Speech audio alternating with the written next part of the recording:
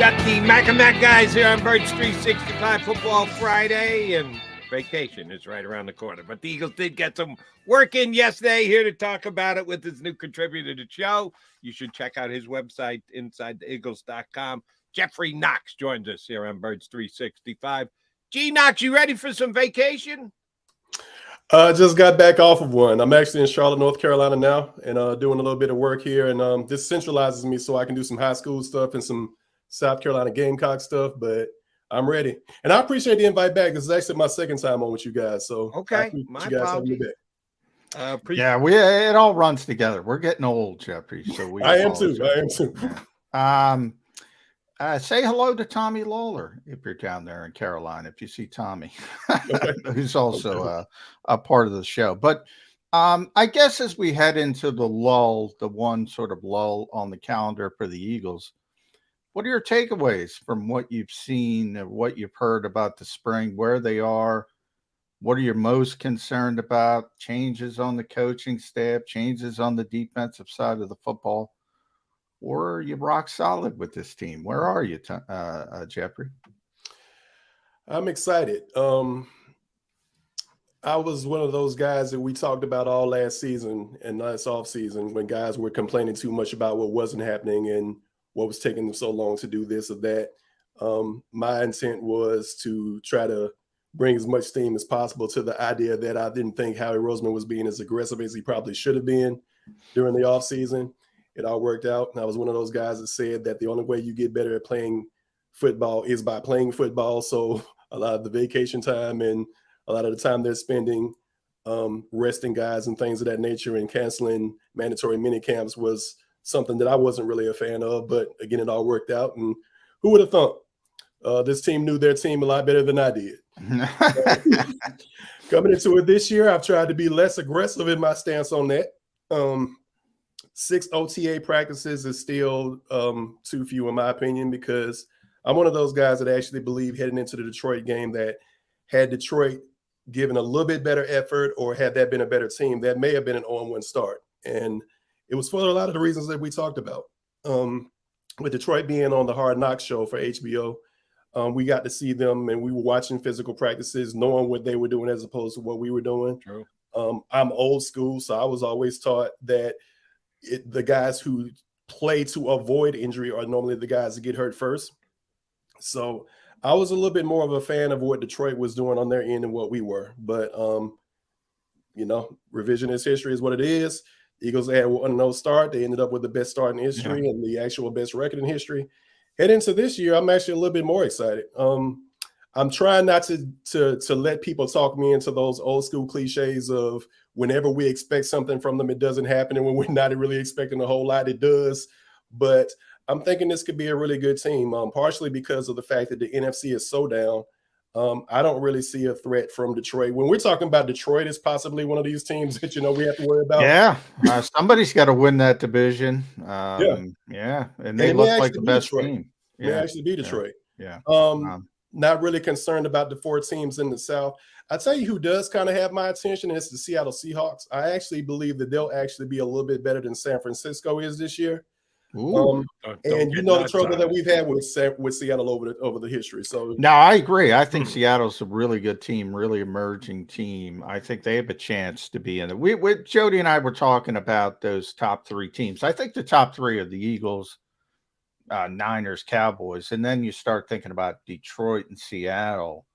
I think they're in that cusp of being that 4th team. And you're right, compared to the AFC, that's nice. That's a nice sort of landscape that the Eagles, because they're the favorites, and they should be the favorites.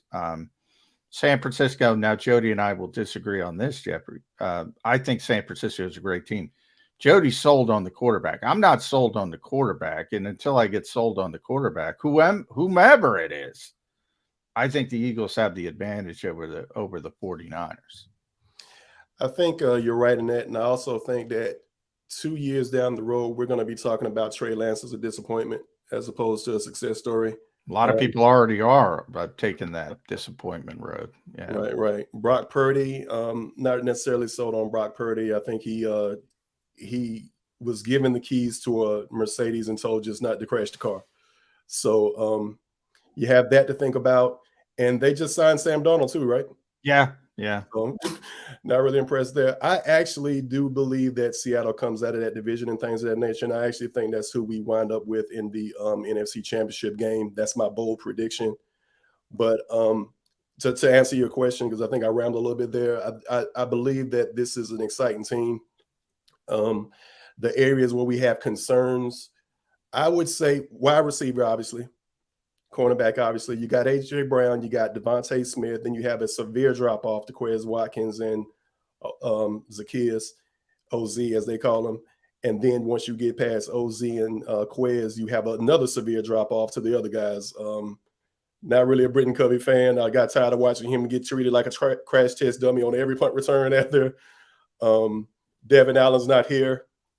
And I watched a lot of Clemson ball being, charged with doing a lot of SEC and ACC stuff. I didn't think Joseph Nagata was a NFL wide receiver then. So as you mentioned earlier, John, I was listening to you guys before I came on. Don't see the DeAndre Hopkins thing happening, but wide receiver definitely a concern. And I wouldn't necessarily say cornerback is a concern for me, but I am interested to see how that battle turns out. Because if we're walking into a 53-man roster with 6 guys, which is typically the average, we already know that, we got Darius Slay, James Bradbury, Avonte Maddox making the team. Does Greedy Williams make the team? Is Zach McPherson on this team? So it's going to be interesting to watch that play out. Satisfied with what they've done at running back. The offensive line is elite, as you all know. I think they're deep enough at edge and obviously a defensive tackle.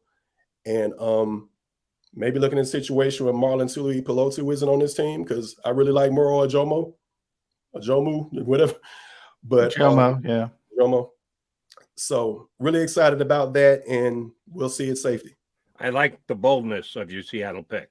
I don't think you're going to get right, but I like the boldness of it at least, because I'm a Purdy guy. Yeah, I think you're just two of many who are underselling what Purdy actually accomplished last year, and we'll see if he makes it out there for the start of this upcoming season. All right, back to the Birds. Nick Sirianni yesterday had his final session before camp gets underway.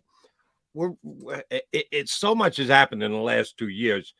It doesn't seem like this is Nick Sirianni's third year. It seems like his 5th or 8th or somewhere thereabouts. But he came in his first year, opening camp, had to win over the players, had to put his less than stellar introductory press conference behind him. By the way, that sticks with him. He brought it up again. He did. He always brings up that press conference. Yeah, I was asking him about. He does not have a short memory. No, he same thing with the Quez stuff. I'm always amused by Nick. He'll say something like, "I haven't heard it," but then he'll talk about it. He hears everything. And that opening press conference and how the fans took that and some of the media took that. Jody and I were saying, let's give the guy a chance. We both said it. I mean, it's ridiculous. But, some people really went down the route of this guy's not prepared. He's got a chip on his shoulder. He never stops talking about that. And he still uses it. That's why I brought up Quez yesterday. He was trying to relate to a chip on the shoulder because, Quez is hearing that everybody thinks he stinks. Not everybody, but some of us who think he's just not quite good enough. Everything that everybody is saying. And I'm fine with that. Stick up for you guys, things of that nature. He could probably be less attentive to what the media is saying, things of that nature. But kind of to your point, John, it was also interesting to me that he sat there and said, well, Quez has never said this, but, you guys think I said He got it from somewhere. But when it translates into, I think the one time I had an issue with it was the Chicago game. And that's when we really started getting into that, is Jalen Hurts the MVP or not? And then we decided we're actually going to use the Chicago game possibly as a showcase to try to win it right there in that week. And Jalen ends up getting hurt, things of that nature. So to me, it kind of looked like they kind of went away from what it was that they probably should have been doing or what had been working to that point of the season. And we were probably trying to feature Jalen a little too much to possibly win the MVP right here in this particular week. Never thought of it that way. Let me finish the question I was going to ask you, though, Jeff. Okay. Year one, comes in over the opening press conference, new coach, never coached before, veteran team, did a pretty nice job to get him above 500 into the playoffs. Not many people had him in the playoffs. Right. Now he's a defending NFC champion coach going into year number 3. A lot of the change, a lot is different than it was just 2 years ago. Is he equipped? Is he ready? Is he the guy to handle this situation for the Eagles coming into this year as a guy who just 2 years into his coaching career has got to be the guy with the target on his back? Yeah, I think so. That class that he came in as a part of, that head coaching class, Robert Saleh, Brandon Staley, I'd rank him ahead of those guys. Oh, yeah. And I think he was I don't think he was actually the only person of that hiring class that actually made the playoffs. Now we're talking about a guy who's made the playoffs twice and is leading the defending NFC champions. Nick's ready. I like his passion. I like his attention to detail. I like the fact that he holds his guys accountable and things of that nature. Once I saw him yelling at Jalen Hurts after a fumble, which as much as I love Doug, never really saw from Doug a whole lot. Once I saw him yelling at Jalen Hurts after a fumble and Jalen responded to it positively and everything, is like he's there to pat the guys on the back when they need it, but he's also there to give them the kick in the tail when they need that as well too. So having that balance and again, that attention to detail, I think, is what makes him special. And the experience, there's nothing like the experience of getting to a Super Bowl. So being that he's been through that one time already, he can actually get back to that. He actually knows how to navigate those waters again a second time if he's able to do that. Yeah, we were just talking about Jalen's ability to handle that tough and hard coaching. You know, they're both sort of coaches' sons, not sort of. They both are, Yep. Nick Sirianni and Jalen Hurts. And I think they both have that mindset that's kind of underappreciated, the fact that they understand they have that same upbringing, the fact that people were tough on them when they were young and they're used to it now. And I mentioned there's not a lot of, you don't see a lot of coaches in this league doing what you said, Geoffrey, and you know, dressing down the starting quarterback coming off the field. And by the way, this is a guy who doesn't turn the football over. Jalen Hurts protects the football very well. Everybody's going to bring up the Super Bowl. It's one play. I get it. It's a big play. But overall, he takes care of the football very well. And he still takes to it. You know, I made a mistake. I got to get better. This is a weakness. It's pretty amazing to see, especially from a 24-year-old. It's rare, to say the least. Yeah. And when we came on, you were talking about getting old and things kind of running together. It's kind of like that with me too. Like the more I write things down and take notes and everything, the more I have to refer to them, and I can't seem to commit them to memory. But what I do remember is a lot of Jalenisms, which is what I call them. Oh yeah. And he said, and I remember when he actually came off the field, and I remember his post-game interview when he actually stated that I'm a coach's son. So if you've ever been a coach's son of no one, you know that I have been coached. And he welcomes that. I think it was the shutdown game, as we call it, versus the Washington Commanders and everything at the end of that 4-game run to begin his starting career. Every time I saw him come off the field, I saw him, you know, walk over to the coaches. What are you guys seeing? Things of that nature. Listening to his press conference yesterday, not only just paying attention to what it is he's doing, but walking over to Darius Slay, asking Darius Slay, well, what are you guys seeing? Why are you guys playing me in this particular fashion on this particular instance and things of that nature? So those are the things I think that make Jalen special.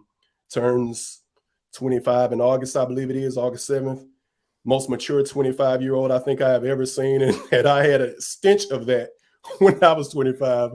I just think about the levels I could have reached now. But I'm really excited about him and glad he's my quarterback. Wish I could have played with him. He is a sponge. We can all agree on that. All right, I'll use an overused sports phrase for my next question, Jeff. Plug and play. That's a phrase that gets tossed around a lot. Means a guy in whatever role you're talking about, you acquire him, you put him in, he is now ready to go, as good as the person who was in that position before. Did the Eagles have two plug and play new coordinators? They lost both their offensive coordinator and their defensive coordinator this offseason, Gannon to Arizona and Shane to Indianapolis. They elevated Brian Johnson from their own coaching staff and brought Sean Desai in. We know there'll be changes. We know things will be slightly different, but are they both plug and play? Are they ready to go week one? Will Sirianni handle them similarly, exactly the same? Yeah, no. I got to be watching over there. And new guys, I got to get my fingerprints all over the new offense and defense. How do you think the two new coordinators play as far as plug and play ability? They'll be fine. And I shamefully admit this. Upon the hire of Sean Desai, I had no idea who Sean Desai was other than his name. I'd heard about a couple of his stops, and I'd seen his name before, but not really paying attention to what the Chicago Bears have been doing other than Justin Fields and things of that nature. So I actually took the time to actually go back and study some of the things that he did. Sean Desai is somebody I think I'm starting to fall in love with. And let me first say that though I can never seem to convince anybody of this, I don't think Jonathan Gannon was as bad as everybody says he was. No, then that makes three of us. We've been more Gannon defenders than detractors, John and myself. Right. But our lasting memory of Jonathan Gannon will be the Super Bowl and things of that nature. And you're never going to talk people into this and things. But 70 sacks is hard to duplicate. Number one against the pass is going to be hard to duplicate again this year. Imagine if you had a mediocre coordinator, you could have had 90 sacks. And been, I don't think you can get higher than number one, but I guess you could be better than farther away from number two, I guess. So right, and second most sacks all time. That as well. So my concern is, and I've said this to Jody a bunch. I'll ask you, Geoffrey, is that the expectations. I mean, you're right. I mean, unfairly, fairly, unfairly, whatever. People have their thoughts about Jonathan Gannon, and as you mentioned, 70 sacks is probably not going to happen again. Number one pass defense, probably not going to happen again, especially when you're talking about integrating all these new starters. Number two overall defense, probably not going to happen again. And if that wasn't good enough, what is Sean Desai going to hear when, they have 45 sacks and less interceptions and they're number 12 in the league in defense, which is still really good. But how is that going to play out? Good question. That was actually a point that I was thinking about earlier. I mean, with the Jonathan Gannon comparison, things of that nature, anything that Sean Desai does is probably going to be statistically a step backwards. And that will be brought up in things. Is he in a no-win situation? I don't think so, but this is an Eagles crowd. I'm part of it. I grew up with Buddy Ryan and Randall Cunningham and things of that nature. So we love the blitz. We love attacking styles of defenses. We love the 46. We love Jim Johnson. We love those things. And anything that doesn't look like that to us is not football. So by the way, guys, I thought it was great. Sean Desai has used the term palpable. He wants his defense to be palpable. And I think it was Jimmy Kempsky asked him, might have been somebody else. I apologize, but they asked him what he thinks of that, palpable. And Nick's like, well, first you got to tell me what that means. Yeah. I once asked Doug Peterson about the butterfly effect, and Doug looked at me like I had 7 heads. I had no idea what it means. These guys are so focused on football. He's like, what the hell is he talking about, palpable? But I thought that was a funny little moment from Nick Sirianni. But the beauty, I bring it back to Sean, it is he understands what you're talking about. Like, he understands. I think Jonathan Gannon didn't understand that part of it. Like, you have to say the right things to Eagles fans. You have to talk about aggression, and I want them to feel us when we're out there. I'm not going to blitz, but you're not going to notice that when I talk about, hitting people hard, aggression, always attacking. I'm going to have the same scheme, but hopefully you don't notice if I throw out that lip service. I think that's an important part of it. I really do. I think he's a very savvy guy, Sean Desai. I'm impressed by that.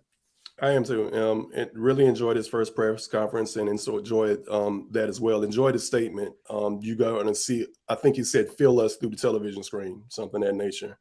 that resonated with me and everything. And it's just like you're saying, John. It's one of those things that you actually have to say to this Eagles contingent. And I felt that in some capacity. I was following some of you guys' tweets, and I'm not exactly sure who posted it, but I was seeing a clip of Nolan Smith, who doesn't look small to me, by the way.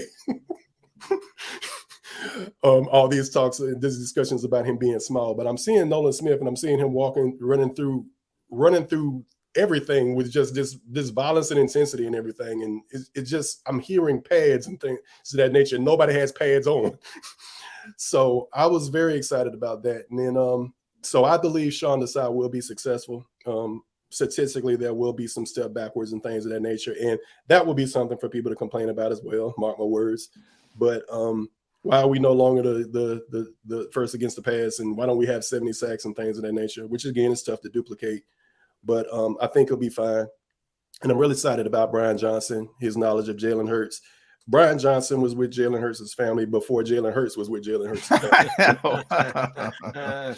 So that alone shows that there's a connection there. Their relationship that I've seen, secondhand looking at it and things of that nature gets me excited. And I know a collegiate resume doesn't necessarily always equate to what we'll see in the NFL and things of that nature, but just his resume, 450 yards per game, I believe, at Houston at the time when he was their offensive coordinator. The most prolific passing attack during his tenure at Florida, and top 10 finishes, I think, in total offense and total yards per game. He was a great quarterback himself in college at Utah. Sugar Bowl MVP, I believe he was. He was on the cover of the video game, the college video game. He was so explosive as a quarterback. So, Nick was talking about that as well, and he said, he's not worried about the offense. It's his offense. And we'll see how it shakes out. I do think it's under, and Jody knows I had tremendous respect for Shane Steichen as a play caller. I just thought he had a great feel for it. Like, I thought Shane was a better play caller than Nick. And I don't think we got to see it. Maybe Brian's even better, but I do think that's something we have to wait and see if he's got that same kind of feel as Shane Steichen had. All right, let me toss in a couple of things. Number one, for those who would continue to point that Jonathan Gannon is the problem of all the things here in Philadelphia as far as football, they easily look past statistics to come to that conclusion, so they won't have any problem defending Sean Desai, despite the fact that the statistics might not be as good as they were. They don't look at the stats. They have their own comprehension of what makes a good defense by aggression. So I think Desai will be perfectly fine. The defenders, the Jonathan Gannon haters, will immediately get on the Sean Desai bandwagon. Here's a guy I want to ask you about, Jeff. The coach went out of his way yesterday to sing the praises of Quez Watkins. I've suggested that the Eagles still need an upgrade at the third wide receiver position. I guess I'm one of those guys who's telling Quez Watkins he stinks, according to Nick Sirianni. I'll give you two statements. Tell me which one is closer. What the hell are you worried about? Quez Watkins is perfectly fine as the number 3 wide receiver. Shut up. Or it's not that one. Yeah, they do need to continue to look to upgrade third wide receiver, no matter what the coach says. They, just in case, safety net, you got 2 superstars in front of them. You don't want the drop off to be that drastic. Howie, keep checking that waiver. Keep talking to those teams. Get us a better wide receiver. Which one is closer to reality? Second statement, and I'm gonna go kind of piggyback off something you guys said before I came on, things of that nature. What happens if AJ goes down? What happens if Devontae goes down and things of that nature? Because I think by nature, I think Quez is probably better suited to play outside and things of that nature. But I wonder if he's in his own head to some degree, if the mistakes sometimes are bothering him more so often. I think I was watching something on NFL Films, and it was after the Commanders game where he had the long catch and then the fumble that a lot of people remember. He also had the touchdown reception to narrow the margin from, I think, 10 points to 3 in Indianapolis a week later. First thing he did was to get on the sideline. He's like, "Can you guys forgive me now? I made a play." Things of that nature stuff. I think you kind of have to have a shorter memory than that. Maybe that's a little Nick Sirianni in him. Maybe some of the team being a reflection of their head coach, but clearly he's bothered by the struggles and things of that nature. During locker room cleanout day, I also heard the statements about, him saying that he has to be better. You can't tell the Quez Watkins story last season without talking about the bomb in week 2 from Jalen Hurts against the Minnesota Vikings. I still remember that Indianapolis Colts play. Maybe didn't catch it cleanly, but you also can't tell the Quez Watkins story without the fumble against the Commanders. You can't tell the Quez Watkins story without the interception in Dallas that he probably should have fought a little bit harder for and maybe played a little defensive back. You also have to remember the Super Bowl appearance. So it's those things. It's being ready for the moment and being ready for your opportunity. We saw that with Reed Blankenship. Quez is trying to read as a UDFA. I don't have the numbers in front of me. Forgive me if I'm wrong, but I believe Reed had a couple of snaps before the Green Bay game. And then as soon as CJ goes down, he's ready. He steps in and becomes the only undrafted rookie in NFL history to pick off Aaron Rodgers. If he's not ready for that moment, do we see Reed Blankenship again, or do we see like Anthony or somebody? So it's about being ready for that moment. Quez isn't going to be the focal point of the offense with AJ out there and with these talented running backs and with Devontae and Dallas Goedert being the third option realistically in the offense as far as the passing attack is concerned. But you got to be ready for those moments. And last year, more often than not, he wasn't. Nope. And it sounds like from listening to you, John, and leaning on your expertise, right after Nick made his statement, he went out there and he dropped the pass in practice. So yeah, it was tough. It was a tough look. And after Nick went out of his way, because he did go out of his way to bring up Quez and sort of defend Quez. But you're right about Reed. I mean, that's the thing about undrafted guys. If you get an opportunity, you better take advantage of that opportunity. Maybe a first round, second round pick, you keep getting chances. But those guys, and that's where I want to end it with you at GQ_4_EVA, EVA. Make sure you follow Geoffrey on Twitter. Editor Inside the Eagles, IGGLES.com. Make sure you follow the site as well. Christian Ellis, undrafted guy. He only got 100 minutes, I was telling Jody, watching this team in the spring. And Christian Ellis is out there making plays, man. And not only is he making plays, he had a pick 6 against Jalen Hurts, too. He intercepted Marcus Mariota in the first practice, so it's the backup quarterback. This time, Nicholas Morrow wasn't practicing. He was out there with the first team. He had an interception on the runner-up for the MVP that would have been a pick 6. He's out there making plays at a position the Eagles need help at. Spring football. I think our buddy Mike Garafolo, Jody, said it. We don't play football in the spring, but they're playing a facsimile. And Christian Ellis is really impressive at it. He did a great job on special teams when given his opportunity. Is he going to be relevant on this team this season? He's got to be if he keeps doing this stuff. And again, it's what we're talking about, opportunities. His opportunity doesn't necessarily come in a regular season game on primetime versus the Green Bay Packers. His opportunity right now in this moment comes in special teams, which he's done well at. His opportunity comes in practice in the spring, as you're stating, and he's doing exactly what he needs to do to get himself on the radar, show the coaches what it is that he has and things of that nature. I'll be honest with you, he's another one of those guys I had to go back and study. I don't watch a lot of Idaho Vandals football. I'm not watching the Big Sky Conference on Saturday. It's not if they had played the SEC, I probably wouldn't have watched the Idaho Vandals on Saturday. We were talking about coach's son. He's another Luther. For those who don't know, Luther was a Pro Bowl player with the Detroit Lions for many years. That's his father. His brother, Caden, is turning into a hell of a player with the Saints. Yeah. His other brother, Noah, is with the Eagles, is finally healthy, tore his Achilles at his pro day last year. So we'll see how he shakes out. I mean, there's something about these football families, and Luther was a heck of a player. And he seems to, He seems to know how to play, and it makes sense. He's got a high football IQ. He understands how to play. Sometimes I think that's half the battle. I really do. I really do.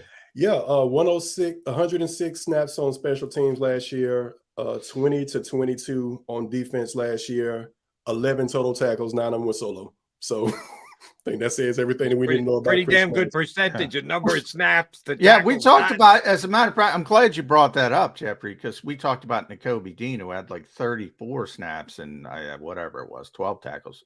Christian Ellis had a higher percentage of his football IQ. So very instinctive. And look, I don't want to overstate spring, and Jody knows I don't. For the most part. Seeing as you told me yesterday, it means nothing. Yeah. I'm not paraphrasing here. I'm using quotes. John McMullen yesterday here on Birds 365. Spring means nothing. You're leaving out a little context. I said it means nothing for the veteran players. It means a lot for the younger players, and that's the part Christian is involved in. Look, he's only got to beat out Nicholas Morrow. He doesn't have to beat out Ray Lewis. I think there's a chance that happens. I really do, but I don't want to overstate spring football. And the best players should play. We don't always see that with the Eagles. We try to prove a point. We try to prove that we weren't wrong. So we try to keep guys on the field because we drafted him in a certain position and things of that nature. But the best players should play. And if he is, I'm hearing his name more than I'm hearing Nicholas Morrow's. I know Nicholas wasn't in practice yesterday, but I'm hearing his name a lot more than Nicholas Morrow's. He's doing the most with his opportunities. And come training camp in the preseason, if he has a better effort, he should be the guy on the field. Howie, even though I'd like to see upgrade from Quez, more importantly, you need to upgrade your other linebacker position. Just my personal evaluation of the Eagle talent right now. All right, last thing, GQ. Where can we read you in addition to Inside the Eagles? You just told me yesterday you're going to be doing some work for Pro Football Focus, eh? I keep beating fan-sided up the side of the head and everything because I want everything. I want it guarded and cocky. I want to start doing some college football work and things of that nature. So possibly on Saturday Blitz, if I can get Mike's ear long enough, and I'm putting here out on public. Thank you for allowing me to do that so he can see it here. But and I'm also I got some logs in the fire that I'll be able to tell you guys about next time I come on, things of that nature. But in some training, do some things. So got some big things coming. Very nice. We appreciate you carving out a couple minutes for us today. We will certainly be having you back again. Enjoy your time down in Carolina, bud. Appreciate you guys. Thanks for having me on again. Thanks, Geoffrey Knox, Inside the Eagles. That's IGGLES.com. All right, Mac coming back. It's an inside day. It was an inside day yesterday. Johnny Mac had to huddle with all his fellow Eagle beat guys while they squeezed everybody into the bubble. Well, it's an inside day here on Birds 365. Geoffrey Knox from Inside the Eagles. We've also got Anthony DiCecco from InsideTheBirds.com. He's going to join us coming up in about 25 minutes here on Birds 365.